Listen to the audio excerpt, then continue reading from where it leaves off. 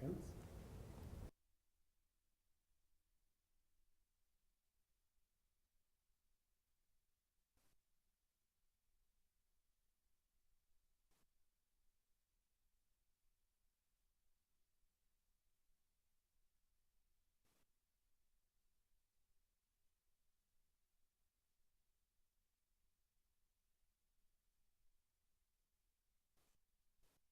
Hello, everyone. Welcome to the Creative Crochet Corner live Q&A.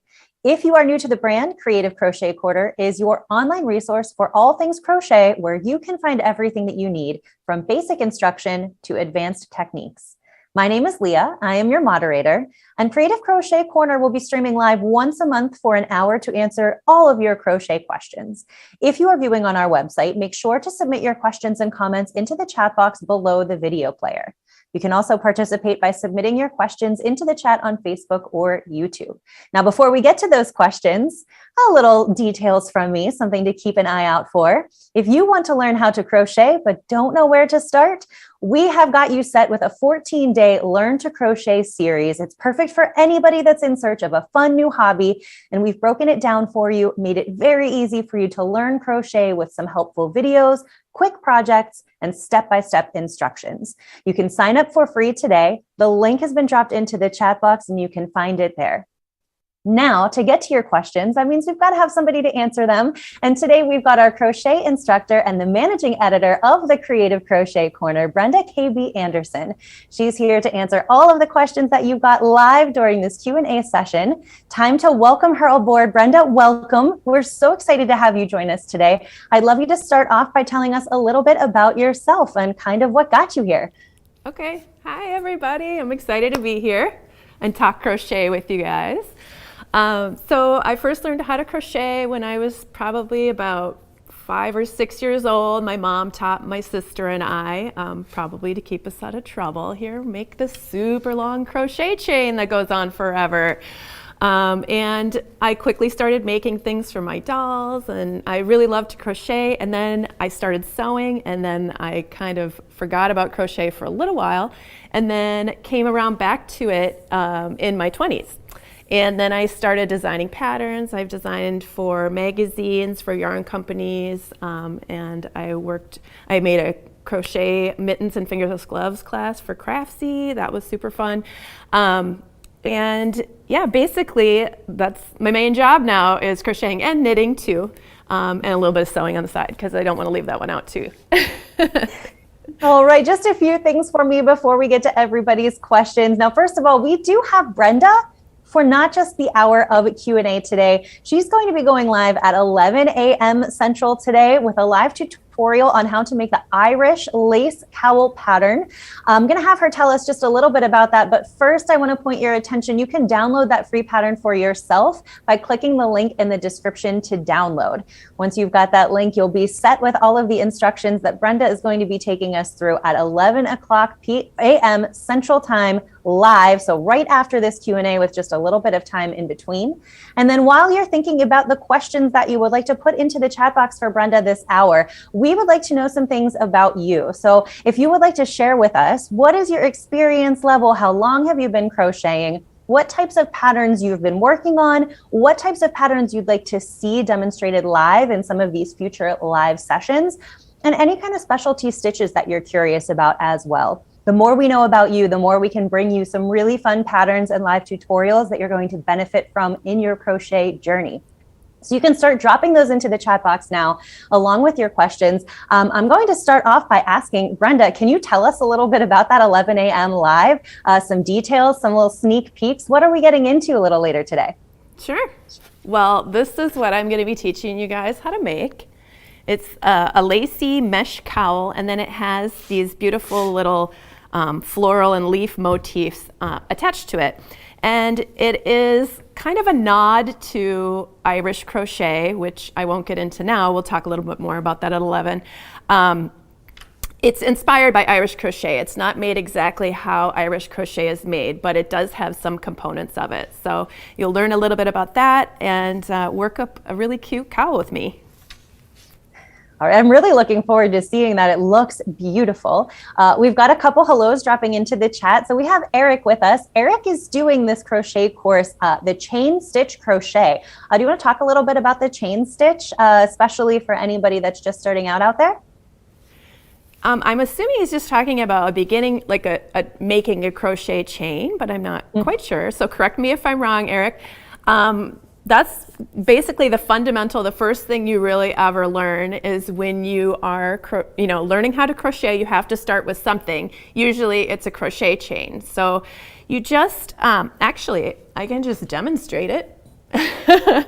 But the crochet chain, this is when you're very first starting out. You make yourself a slip knot, and then you can put that on your hook. And then the very first thing you do is you make this sort of foundation of stitches. So you wrap the yarn around your hook and then you pull it through the loop. Wrap it around, pull it through. This is like one of the first things you ever learn.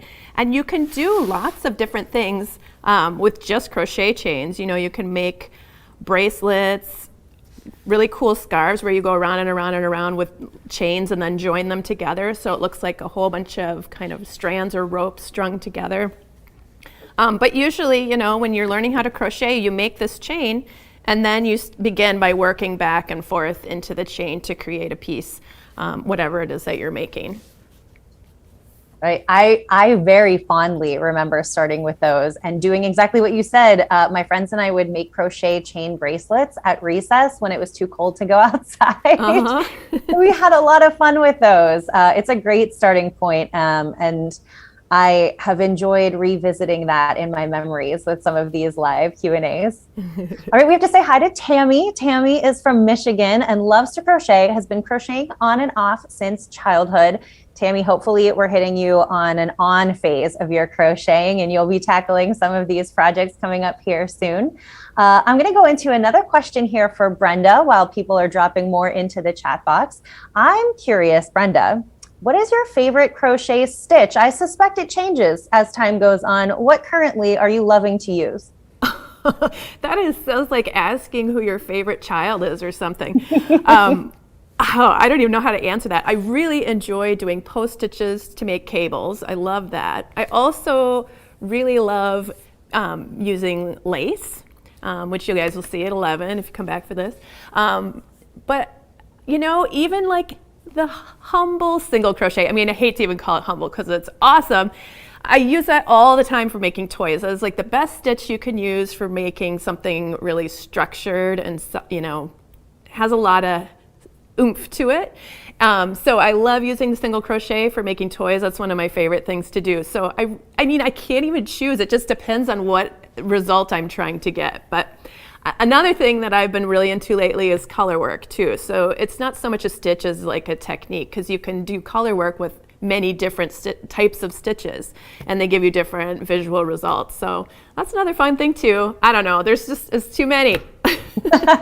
We actually wouldn't mind hearing from all of our viewers about what stitches you like to work with, and also if you have some questions on them. Brenda is here to give you some little tips and tricks if you're struggling with something specific, and so you can ask those specific questions as well. We have a little more general question here from Monique, a really good one. So this 14-day course that you can find the link to in the chat box. Monique is curious, Brenda, if the class would help those who are left-handed learning to crochet. What do you have to say to our left-handers out there? I think I actually teach that class, and I think I talk a little bit about left-handed, what you would do if you were left-handed in crocheting, but my advice to you is to just watch things in a mirror image. So if you're able to flip-flop and do a mirror image on your screen, then you would be looking at me as though I were crocheting left-handed, as though I was a left-hander, because we would look the same. Or if you're not able to do that on your screen, then you can use a mirror and just look into the mirror and have the mirror pointed at your screen. And then it would look like I'm left-handed crocheter and you would just follow along exactly like what I'm doing. So.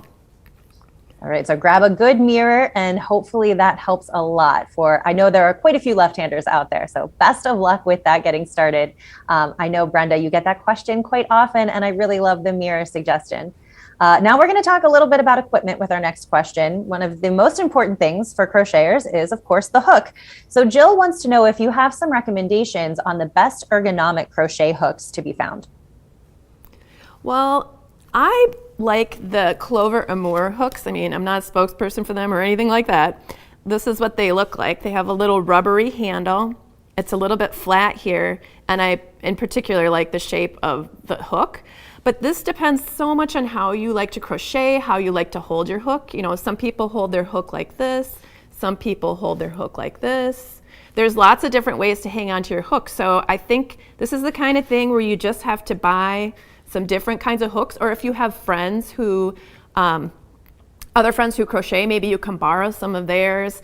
Or, you know, if you go to the store, hold them in your hand for a little while and just feel where it's pressing against your hand. I mean, you really just have to practice with it, I guess, to really know what you like. But definitely, I recommend these kind of rubbery handles because it's a little bit sticky almost, so it doesn't slip in your hand, and you don't have to feel like you're like hanging on for dear life to keep your hook in your hand. You can have like a lighter touch to it, and it doesn't slide around in your hand.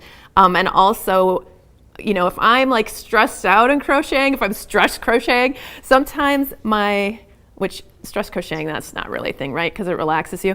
But when I start out, sometimes if I'm thinking really hard about something, or if I'm working on a really tight tension or tight gauge thing, then sometimes my hook will press into my hand right here. So I always want to have something that's a little bit softer, you know, like this rubbery grip for me. But, you know, like I said, it depends on how you hold your hook. So the best thing you could do is just try some different hooks and see what you like. Yeah. I'm going to dig in a little bit, Brenda, on that tension that you just mentioned. So, of course, get rid of some stress by crocheting, but you're holding something for a pretty decently long time and also looking down for a long time. Do you find that there's any stretching techniques or hand strengthening techniques that really work for you if you start to feel a little stiff over time for your neck, your hands, maybe your shoulders? I know for me personally, if I'm thinking really hard while I'm crocheting and I'm doing something that's really complicated, I notice that my shoulders kind of go up like this when I'm like thinking about something. So I have to like every once in a while take a break and like pull my shoulders down and just hold them down for a while and then roll them. And another thing, if my hands are starting to ache or my wrists, I will sort of do this like it's waves. Ooh. And when I pull back on my hands, it helps stretch out this area and down here too. That just helps me. I mean, I'm not trained in that at all, like what kind of stretches to do, but these are the kinds of things that help me. So I know some people will pull back a little on their hands like this, you know, to kind of stretch that out a little bit.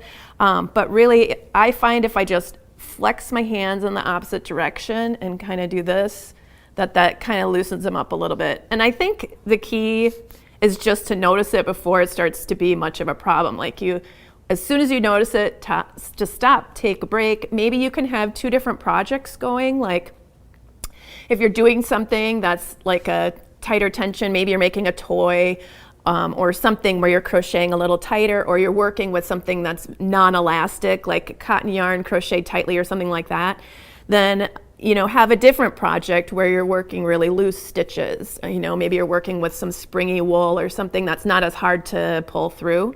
So, you know, then you could alternate between, you know, the two different styles to see if that makes a difference. Fantastic. I know that I read a lot, and I find that I need to change where I'm sitting to help my posture sometimes. And when I think I do exactly the same thing that you describe, if I have to think hard, my shoulders start to creep up and I got to pull them down. So hopefully that's helpful for anybody out there that's experiencing any of that kind of tension as you work on your crochet. We've got a question coming in from Samantha that is next. Samantha wants to know, what is the hardest thing to crochet? So Brenda, the most challenging or difficult project that you've encountered so far, can you tell us about that? Ooh, that is a good question. Are you like asking because you want to avoid it, because you want to do it? That's what I want to know. Boy, I think it just depends on what you're. I mean, I guess for me, the hardest thing is if I'm following somebody else's pattern, if it didn't come from my brain and I can't visualize it. I'm the kind of person who needs like charts and that sort of thing to orient myself while I'm working on a more complicated stitch pattern to see how the stitches line up, because as I'm going back and forth, it's hard for me sometimes when I'm reading the directions and I can read through it carefully and I do understand it, but if somebody else wrote it, I might not have a mental picture in my head, and then I get a little confused as to where I'm at. Like if I'm working on a complicated cable thing to see where the stitches connect to other stitches, or if I'm doing something with really complicated shaping, maybe, certain amigurumi toys might have some interesting shaping that you're not used to. So that might be a little bit hard to anticipate. But I think with crocheting, if you're able to read patterns, that definitely helps. And if you're able to look at diagrams, that definitely helps. And putting the two of those things together, as long as you're patient, you can conquer all of it. But yeah, complicated things, I guess. I think maybe for me, when I first started figuring out the anatomy of a sock and how to make a stretchy sock, that was a little bit tricky for me when I was first learning that kind of thing. So that might have been, maybe that's the most complicated thing. But I don't want to scare you away from socks. If you haven't done socks, it's not that complicated. It's just from my designing perspective, figuring out how all the different increases and decreases and different places to put gussets and all that stuff. Well, it's good to hear that there are some things that challenge you as well, as our expert here. It feels good to be reminded that you can hit some challenges too. Oh yeah, it's all learning. All right, let's go specific with our next question. So Rosie is looking for a little education on the best cord used to make a basket. Ooh, so I've made some different kinds of baskets, and I don't know if you're thinking about crocheting around a cord. If you want to make a really heavy-duty structural basket, you can even go to the hardware store and just find some rope or something that has some stiffness to it, and you can crochet around it. And what I mean by that is you would lay, here, let me just see if I can try to demonstrate this. This might be a little tricky, but you can lay here, let me get one row done and then I'll show you. But basically what you can do is you can crochet, like you lay the cord on top of your work and then you crochet right over it. So that way you're adding all this extra strength and durability, but you're not having to put that cord actually into a crochet stitch. So, if you're interested in doing that, here, I'm almost done with this. I might have enough to show you. All right, so imagine you're crocheting around and around, or however you're making your basket. You could get a heavy rope. Let's use our big time imaginations and pretend that this little thin piece of yarn is a thick, like heavy cotton rope or something, or nylon. You can just lay it down right on top. Let me get there we go. Lay it down on the top edge, like right on top of those V's, and you can stitch around it. So you make your stitches like this, right on top of that, and you're just encasing that rope into your stitches like that. So that is one way, and if that was a thick, heavy rope, you'd get these sort of taller, lots of little vertical pieces to your stitch, because your stitch is taller because it's going around that rope, and it looks really cool. So I have made baskets that way. You can do that, or you can also, if you want to just make it out of, if you just want to crochet it, and you don't want to work around a rope. One thing that I've used, and this will be coming up in a live somewhere, I've made plarn. I don't know if you've ever heard of that, but basically you're taking those plastic grocery shopping bags and you're slicing it up into little pieces, and you chain those pieces together, and then you're making your own yarn out of plastic. And that has an incredible amount of stability in it, and it's light. And it's not that hard to work with, really. So that is another option. Otherwise, you can use something like hemp cord. You can use just cotton. If the basket is, the bigger the basket, the more structure you're going to need. So the thicker the yarn or cord or whatever it is should be. But having said that, I have also made baskets out of numerous strands held together, and that has like a little more flexibility. So when you're making your stitches, going in and out, all those strands, you're just holding them together as though they're one rope.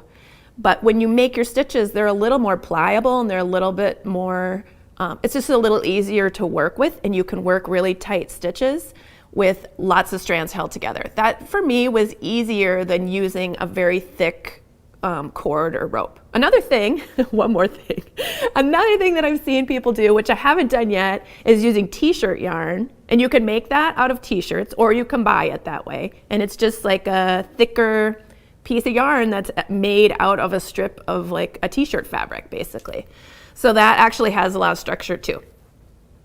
All right, good luck starting your baskets, Rosie. All right, let's do Charmaine's question next. Charmaine is having a problem with the center square going askew and just not remaining totally square. What do you think Charmaine might be doing wrong to have that happen? Can you say it one more time? She's a center square going askew? Yes, it's not remaining totally square. Like she's making, I wonder, oh, are you, okay, can you clarify, jump back in here if you could. I wonder if you are working in the round and you're making a square, like something like a granny square, or perhaps it's something with like a lot of single crochet stitches and you're working from the center out, around and around to create a square. And then it starts to kind of become, I don't know, like the corners of it start to veer off to the side. I wonder if that's what you mean. So jump back in if that is not what you mean, please. But I'll talk about that for a second. So as you're working, most crochet stitches, when you work around and around and around, and you don't turn and work the opposite way, every time you make a stitch, your stitch gets inserted. Here, let me show you here.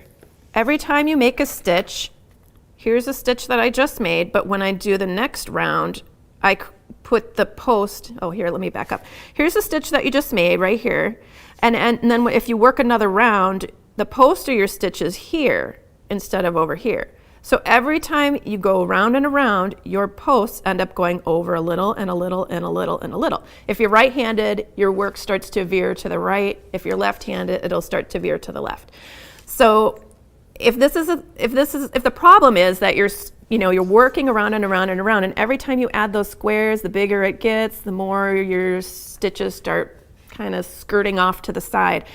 One thing you can do, and I don't know if you're working from a pattern or not, but if you're just making squares, you can make joined turned rounds. So what that means is at the end of your round, you make a slip stitch into the first stitch of your round. Then you chain however many you need for your turning chain. If it's a single crochet stitch, you would make just one turning chain. Then you flip your work over so you're looking at the wrong side of it. And then you crochet in the opposite direction and make a join. So every time you're crocheting around, you're kind of correcting what you did on the last round. You're alternating back and forth and back and forth. And that way, all the crochets kind of getting a little bit off and a little bit off. That doesn't all build up and turn into this sort of slanted situation, slanted square situation. Who wants that? So you can fix it a little bit with blocking for certain projects, but I mean, I can't see what you're working on, so I don't know if that's going to help what you're doing. But if you're just making crocheted squares and you want to avoid that situation, I would try joining and turning your work so that you can work in the opposite direction and see if you like that better. All right. Charmaine has not dropped back in, so it seems like, at least so far, that was probably what she was looking for. We'll keep an eye out just in case we have to come back to this. We always can. But for the meantime, we'll move on to Elizabeth. Elizabeth is asking a question near and dear to my heart as well. How do you change or join colors when crocheting an Afghan? So Elizabeth can always see the knot and it never seems to look right. What are some tips for that? Well, you could skip the knot altogether. So I guess it depends. If you're changing at the end of the row, here, let's do that. We're just gonna, here's my teeny tiny swatch. All right, so say I'm making an Afghan for a mouse here, and I wanna make it striped. So I've just finished my last stitch, and at the end of the row, normally we're told to do that last yarn over with the new color, which I'll show you what that looks like. You just make your stitch until there's one more yarn over left in your last stitch, and then you just yarn over with the new color. And then you can chain and turn and start working across the opposite way, like this. You can do it that way. And then you just, sorry, these colors aren't super contrasty. I hope you can see that okay. But then you would just take your yarn end later and weave it in. So that way you don't actually have a knot, because the knot can call more attention to the fact that you just can't change colors. If you just weave it in, if you just let your tails hang out until later, then you just can weave them in and then you don't see it as much. Another thing you can do, sometimes this helps,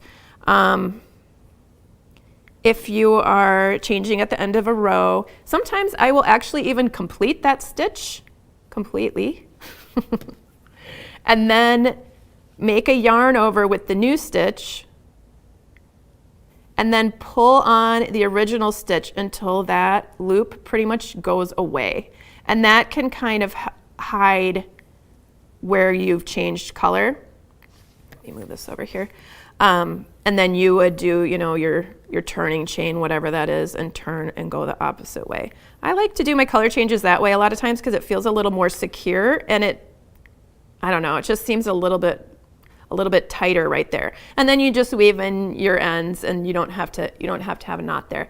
If it's something where you're changing colors in the middle of your afghan, like, maybe you're making some kind of color block, or you just you're changing somewhere along the way, you're just gonna wanna make sure that you come to the last, whatever the last stitch is before you wanna change your color, and you just yarn over with the new color. Just let it hang there. You don't have to tie anything. And then you just continue on your way like that. You just keep going. And then you have a nice clean color change in the middle. And then you would just take those yarn strands later, or whatever point, and just weave them into the color that it matches. Just weave them in and out. So you don't actually need to have any knots. You can just leave a little length of yarn and keep going, and then later weave it in so nobody knows. Ooh, I really like that. Well, something for me to try, and Elizabeth as well. Thank you for those tips. Little comment here coming in from Gabby. This is fantastic. So Gabby was taught to crochet as a child by Gabby's mom, who is a Spanish speaker. So all the terminology and stitches Gabby knows in Spanish, and has recently started crocheting again and is learning all of the stitches now in English. So really enjoying picking up the craft again. So Gabby, welcome back to the world of crocheting. That's a great story. Happy to have you. Definitely share a little bit more about your journey as we keep on doing these Q&As. Kathy's got our next question here. Kathy's from Tennessee. This question is for Brenda, but also for everybody that's viewing. You can drop in your own comments on this into the chat box. Kathy wants to know if there are others who struggle with staying on one project. Usually has 3 or 4 going at one time, then finds herself seeing another great Afghan pattern and buying yarn for that one next. So Kathy wants to know if she's the only one. Brenda, what do you have to say? You are not the only one, for sure. I used to make myself finish my projects before I could start another project, because if I didn't finish that project and I started the next project that caught my eye, then I would just never go back to the first one. I mean, I know myself, and I know that I would be bad at finishing up all those things. Like once I set it down, I lose the motivation, and then I just moved on to the next thing. But now that this is my profession, so I have to have all these different projects going they're at like different parts of their completion, I should say. Some are completed, some are halfway completed, some are just started, some I've just swatched, some I have to send out, here's my idea for this, what do you think of this, to yarn companies and things. So I always have at least 5 or 6 projects, if not more, probably more, going on at any one time. And that goes against my rules for myself, because I really like to finish things, and it's hard for me. So yeah, I have to make sure I have lists and I know where I'm at on each project, and otherwise I just would never finish anything, I'm pretty sure. I'm actually going to follow on with this since I'm assuming none of you are alone in this with the multiple projects. Do you have any suggestions for storage, especially for people that have multiple projects going on at one time to keep their yarn handy, but also kind of tucked away? Ideas for things like that? So I have a couple of thoughts. At my house, I have bins, and then I have like big Ziploc bags to keep all my stuff in progress in. So I keep all the things contained, all the parts, and my sketch, if I have a sketch, or if I was making somebody else's, I would put a pattern printout or at least a note as to where that is. Just in case you don't get back to it for a while, because you might think, oh, I'll remember, what this was, where I got it, and I'll remember the hook I was using. Yeah, you might not remember, because I have so many times pulled something out and I remember thinking, oh, of course I'll remember what hook I was using for this. But then I pull it out, I get to it later than I thought, and then I'm like, oh, what hook did I use for this? So if you don't have a million hooks and you can't just put the hook in the bag with whatever you're working on, leave a note or take up, if you're lazy like me sometimes, I'll just take a picture as I'm working on the thing with the hook in the picture. So then at least I can go back and scroll through and figure it out. If you can't be bothered to write F on a piece of paper and put it in the project, which sometimes I can't be bothered. But always make sure when you put it away, it'd be like you're giving it to someone else who doesn't know. Like, just pretend you in the future doesn't know. So that's my advice. And bins, and I love the Ziploc bags, or you can get really cute project bags like fabric bags with little cinch tops, or there's so many different ways to store things. But I usually use the Ziploc bags because I used to buy wool yarn at thrift stores, and one time I bought some wool yarn and there were moths in it, which I did not realize. I'd never had that problem before, and they got to a lot of my yarn. So ever since that, even though I haven't thrifted my yarn in a while, I keep my stuff in Ziploc bags just in case. So I never want to have that problem again. A little bit of extra protection. Yeah. Okay, well, you mentioned hooks and having quite a few of them, and Belle's question is about hooks. So Belle is wanting to make some doilies and wants to invest in a crochet hook, some crochet hook sets. So what would your suggestion be for that? Belle assumes that hooks with thicker handles work better and are a little more comfortable. What do you have to say about that? And then suggestions for projects that can be made with those small hooks. Well, like I was saying earlier, I do like the kind of hooks that have the rubbery handle. And this isn't a super small hook. This wouldn't be what you'd be using for a crochet thread or anything. But this same brand, they do make sets that are the super tiny steel hooks with the nice rubbery handle. So that's what I personally would buy, because these just feel really nice in my hand. But again, like, this is the kind of thing, it's just everyone crochets differently. Everyone has, we have different bodies, we have different ways of moving, we have different ways of making our stitches. So you're just gonna have to try some out. But I definitely would recommend like a rubbery feeling, thicker handle, because it just, when you're working all those tiny little stitches, it's nice to not have to feel like you're gripping to hold onto your hook. You just want your hook to just kind of stick in your hand, become an extension of your hand, so I would recommend that. And then projects, did you say projects with the small hooks? Oh, okay. Like, what kinds of projects? You can make so many different things with those. You can, a great thing to make is socks, because socks, boot socks are nice, really thick woolly boot socks, but practically speaking, I love making, socks with thinner yarns, and then you would need a smaller hook, kind of on the verge of those small hooks. But the super teeny tiny little steel hooks that you might be talking about for really thin thread crochet, I mean, you can make beautiful shawls, you can make beautiful, like, actually Irish crochet, which we'll briefly be talking about in my next live at 11 o'clock. When making traditional Irish crochet, they would use those hooks to make the very fine mesh background to connect all these motifs together. That's a great use of those hooks. Basically, anything that's very lacy.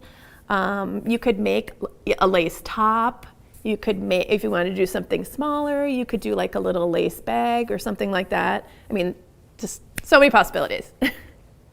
Brenda, you're reading my mind, by the way. I was about to take a little break from questions just to remind everybody that at 11 o'clock Central Time, we are going to have that live tutorial on the lace cowl.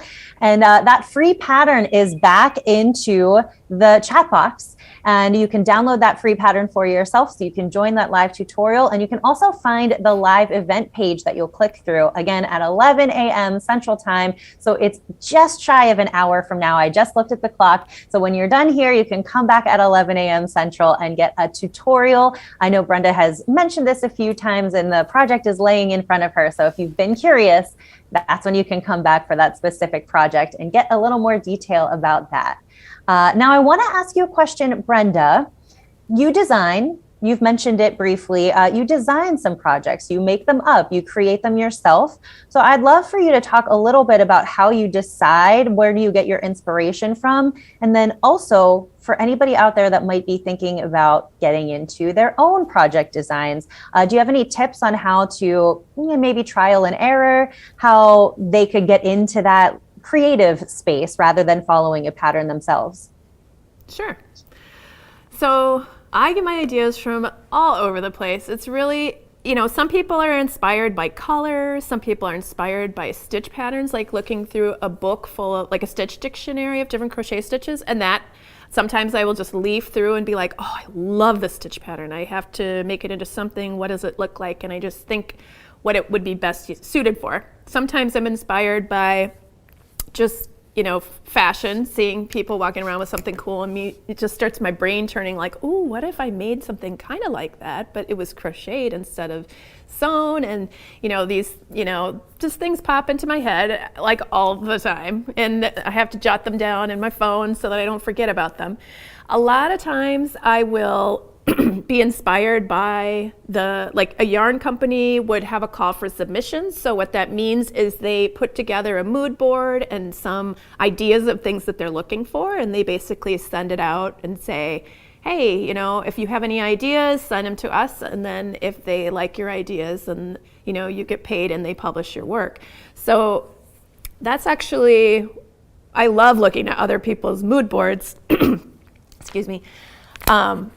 Pinterest, things like that, just to feel more creative and like inspired by what other people are looking at too. Mm-hmm. And, sometimes when somebody sends out a call for submissions, I see a whole bunch of images that I hadn't come across before, or like a different way of looking at things. And it makes my brain start thinking about things I hadn't thought about before, like different ways to use crochet to, make things I never would have thought of before.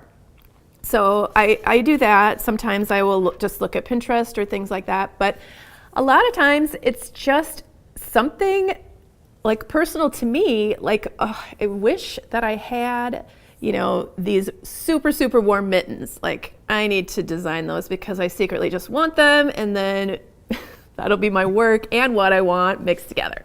So a lot of times it's just something out of need, or I want to make something for one of my kids. I make a lot of toys, and sometimes they'll tell me like, Mom, I want a mermaid, or Mom, can you make me a unicorn with rainbow hooves, or, just things like that. So my kids are sometimes dictating what I design. I'm sure there's lots of requests that people can have from their kids or any children in their extended family and friends. It's a good way to get inspired. Let's go specific again with our next question. So Rose wants to know, Brenda, have you ever made anything using the lover's knot or the diamond waffle stitch? Those are two things that are on my list of projects for some time in the future. The lover's knot, I think that's also called the Solomon's knot, but please jump back in here if I'm incorrect about that. We're going to crowdsource that one, I think. I have done some swatching just to figure out how it works, but I haven't actually designed anything with it. But I think that that's going to be like a really good project for the summer. And then the waffle stitch, I had only just come across, I've seen a couple of waffle stitches, but it seems like there's a newer waffle stitch that I've been seeing around Pinterest and stuff. And I'm trying to think, I know I've swatched it, but I don't think I've designed anything in the Waffle Stitch yet. But that is on my list because I really love textured stitches, and yeah, I think it would make a really nice hat or something like that, a wintry thing. So maybe that'll be a little bit or dishcloth or something like that with that extra texture. Something for a little later in the year, maybe. Oh, Rose did drop in. Yes, also referred to as the Solomon's knot. So you were correct in that assumption. Okay. All right, I'm going to take a brief pause to just let everybody know, if you are hanging on to a question for Brenda, this is the time to drop it into the chat box. We're not quite at the end of our time together, but we're getting close enough that I don't want your question to go unasked if we have time for it. So go ahead and drop it into the chat box now. We'll get to as many as we can before we have to say goodbye. We'll let Brenda get ready for that 11 a.m. tutorial that's coming up very shortly now. So that's my reminder. We're going to get back to your questions until we run out of questions or time. And Denise has our next one. And going back to looking at Pinterest for this. So Denise wants to know, when you're looking at Pinterest, can you find something that you would like to make and then draft up your own pattern based on the idea or the picture that you see? I think you could do that, but when I do my design work, I want to come up with something that's different than what's already out there. So, you know, if you were designing something for yourself, you can definitely do that. Just look at stuff and get inspired and make, you know, your version of something that you've seen. But usually when I'm looking at Pinterest, I mean, sometimes I'm not even looking at yarn things. Sometimes I'm looking at sewn things, or I'm looking at art a lot of times, or just pictures of beautiful flowers. I mean, for me, I'm just inspired by lots of different kinds of visuals. Sometimes though, you know, I'll see something and I'll think, oh my gosh, I never thought about making a plant hanger where, you know, it's this type of shape. And then that starts making me think, oh, what other shapes could I make up that would be easy and put together? You know, like usually it's kind of like a spark that I get, and then I think about all these other things. I've never tried to recreate something that I've already seen, because somebody already made that, and I feel like, you know, I don't know. I just want to have something that I came up with. And yes, everything that I come up with is inspired by the world around me. It's not like I'm coming up with things in a vacuum or anything like that. But I just like to be inspired from lots of different angles and come up with something that feels like me. Okay, let's go. I already am laughing a little bit because going back to our very first question, where it felt like this was asking about your favorite child, I feel like this is another favorite child question. So Brenda, what is your favorite kind of yarn to work with? Yeah, this is another question like that. It so depends on what I'm making, but I do gravitate towards using really like soft, springy, like I really enjoy working with wool. Just how it feels in my hands, and it's something that's really easy to block, and it's like putty in your hands, you guys. Wool will take the shape you want it to so much easier than other things. Although, I mean, I do work with everything. Like, I do know there are some designers who really don't like acrylics, but I love acrylics for making toys for sure. And lately, since I've realized how much steam blocking your acrylics can change the texture of the yarn, I've enjoyed working with acrylics more, because before I would kind of avoid them because I felt like if I was making a hat, it didn't drape the way that I want it to, things like that. But now that I've learned a little more about it, and that steam blocking helps way more than wet blocking for acrylics, now it's kind of fun again. So I really enjoy natural fibers. I love using cotton for baskets or like cotton wool blends. I love that for making tops. It just so depends on what I'm trying to make. You know, I love all the fibers. I love them all. And it just, you know, when I'm thinking about making something, I think, what is going to have the structure and the drape and the feel to what what am I going to use to get there? So, yeah. All right, Molly dropped in a specific question about your favorite weight of yarn to design with. I'd love for you to talk a little bit about that, but maybe also include what kind of projects work best with what type of yarn weight, so that we can kind of get an idea of those different uses. Okay, sure. I would say most often I design with worsted weight yarn, which is like the yarn you see behind me. It's one of the most popular weights of yarn. It's the yarn that you would, normally use for an Afghan or something like that.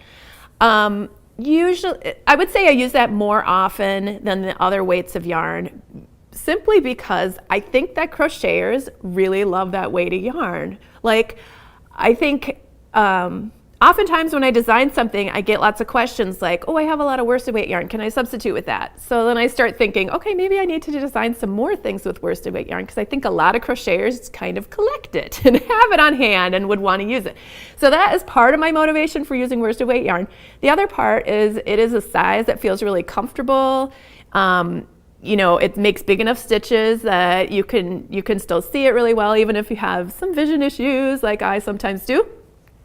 And it's usually the size that we learn on when we're first learning how to crochet. So a lot of people are familiar with it, a lot of people are comfortable with it, so I use that a lot. But this is the part where I talk about how don't be afraid of using other kinds of yarn. So once you've been doing that for a while, definitely look into trying other kinds of yarn. There are thinner yarns that you can use for socks. They make great tops, great sweaters.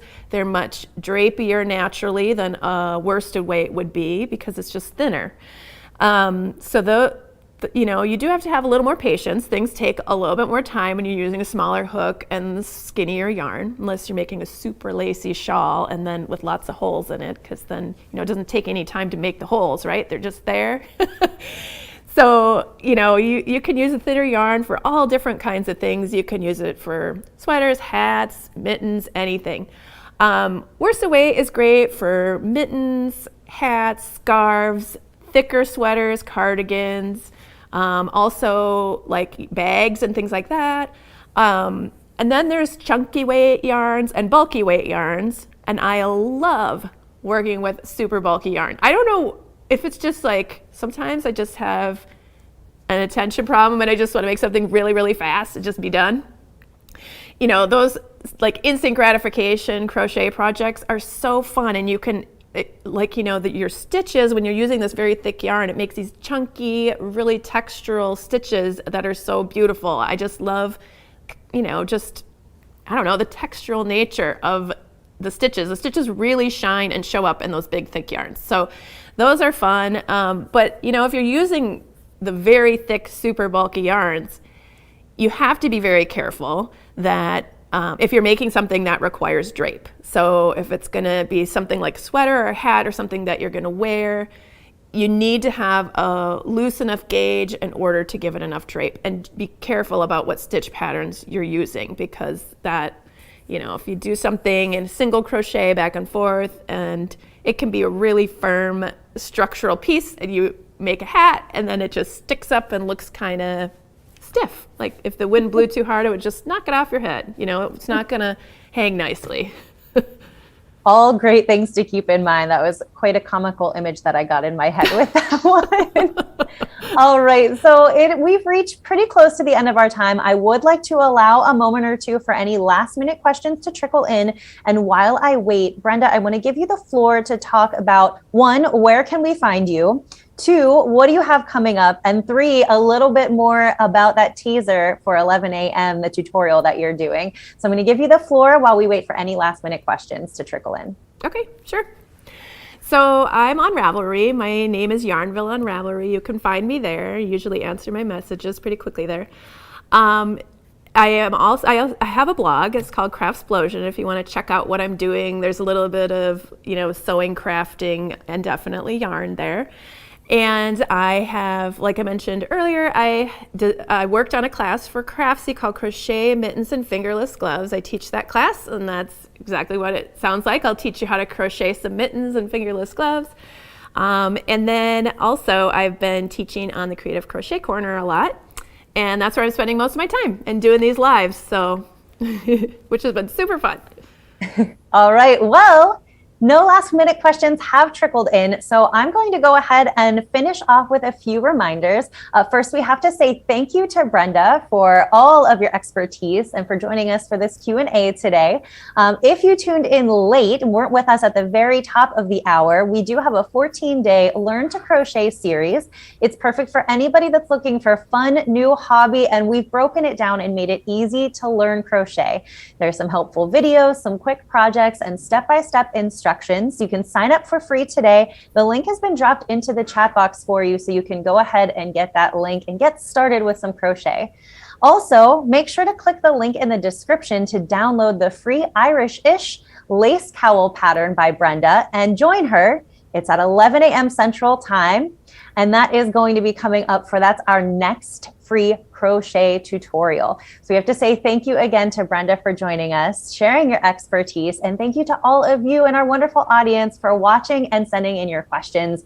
Please come back soon. We will be doing these again about once a month, and we would love to get more questions from you and keep you excited for your crochet journey. Again, thank you. My name is Leah. Have a wonderful day. Happy crocheting, and we will see you next time.